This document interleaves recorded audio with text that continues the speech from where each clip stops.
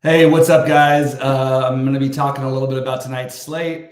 I'm sorry, I'm like brutally ill, and I'm not going to be sharing my screen much tonight. Um,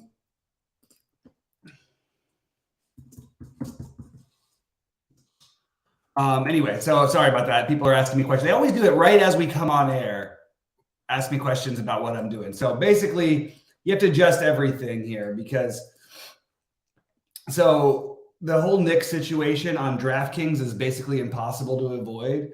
I think that you're starting your lineups, you're playing quickly, and you're playing Tyus Jones. Everything else you do from there is another thing. I think that's basically where you're starting almost all your lineups on DraftKings. On FanDuel, I think it's less so that way. I actually think like RJ Barrett is the Nick I don't mind using over there. I actually don't mind quickly over there either, but I just think it's such an obvious play on DraftKings. My favorite spend up on DraftKings is Anthony Davis, followed by, as of right now, excuse me, sorry guys, I've been sick all day. Anthony Davis, followed by Luka, followed by Embiid. Unless Harden's out, then I would want to play Embiid. But mainly, I think you want to try to attack the Orlando-Milwaukee situation. I think that it makes for a more of a stackable game. And I think that the Knicks game with Charlotte is very stackable. You can hope it stays close too, because losing Brunson does definitely matter.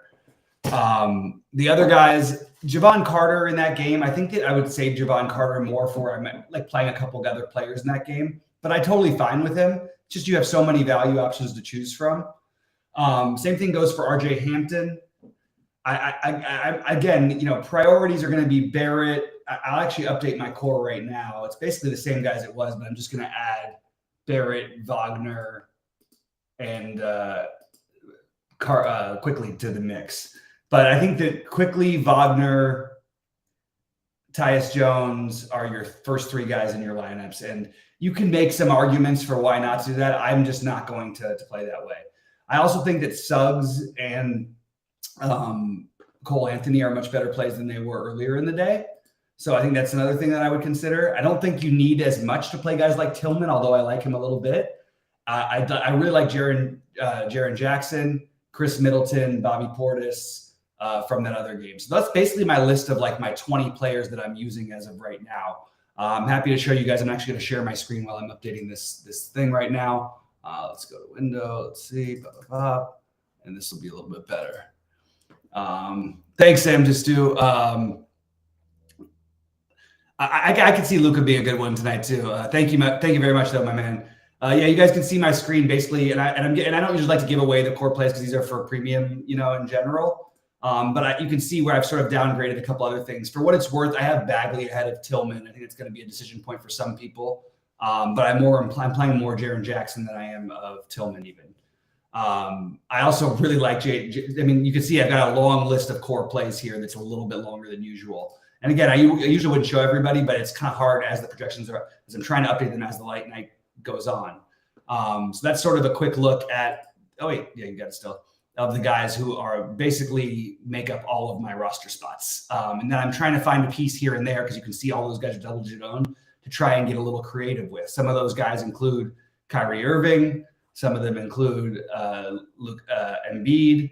Some of them have Anthony Edwards. A lot of them have Anthony Davis. And I'm just curious now where he's going to be because I know he's going to be popular, but I thought he was going to be a little bit more popular. Kind of excited to see that. And I'm going to play him in most of my DraftKings lineups. I don't know how much of him I'm going to get to on FanDuel yet, but I do think that Anthony Davis is a really strong play also as another guy to spend up for. But you can see there's a nice natural middling build that you have out there for you. The problem is what guys to get creative with. I mentioned that I'm, going to be overweight the slightly lower owned guys on the Memphis side of things, Jaren Jackson, whatever, all those guys. I have a lot of 15%ers in my lineup. I'm going to be overweight. I'm going to play some Brook Lopez as another way to get different. A lot of people playing everything else in Milwaukee. Remember, he had that 60 fantasy point game earlier this year when we had the situation arise. Other guys I'm looking at, I have some of Mikal Bridges, which I didn't expect at the beginning of the day. I have some of Spencer Dinwiddie, which I did expect. I still have some Finney Smith, but it's lessening by the minute. Just going game by game through game here and talking about who I'm actually playing. I really like. I think that I might take Shea as one of my guys to get weird with. Just going to have no ownership. The minutes, there's a lot of rumors and stuff out there. He played 37 minutes in the last game. I don't really want to overly worry about it. So I'm going to play some Shea tonight no matter what. But I just am trying to decide if I want to put my big buy-ins. I do think Shea, there's like a sneaky Shea and Giddey both get a huge bump from Jalen Williams being out. Just because Jalen Williams can do so much more offensively, and he sort of like handles the ball like a point guard for them. So I think those guys get a giant boost, and I think they should be incorporated into your mix as well. But the Dallas guys and Anthony Davis are still my two favorites, are still my favorites to spend up on. Those are not that off the beaten path. I do think Shea is a really good off the beaten path type of play. And I think Anthony Edwards, who looks really just sort of beaten up at this point of the year, but I think Anthony Edwards is still in play just for the upside as a way to get different at sub 10% ownership. And that's sort of, I think, how you're going to win today, because you're going to have so many people with similar builds featuring a lot of these core plays.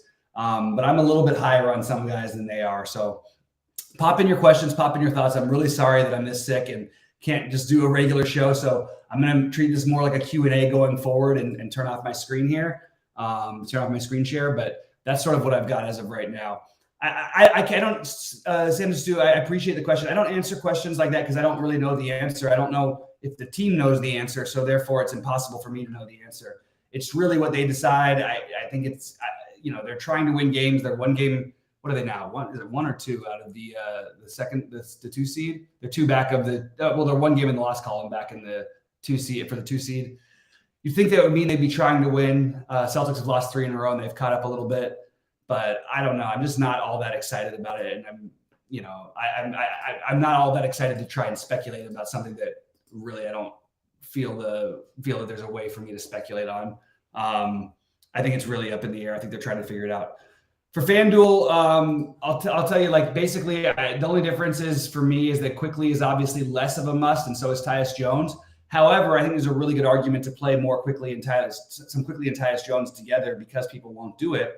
And it's a good way to get different, not even get different, but like, I just think people are going to go for the cheaper guys more over there, which makes sense. Corey Joseph, Javon Carter are more priorities on FanDuel than they would be on DraftKings, just because you have other good plays that lock up all the point guard spots on DraftKings and their prices on FanDuel are much more expensive. I still like Davis and Luka. I also like RJ Barrett more on FanDuel. Mo Wagner is still on FanDuel.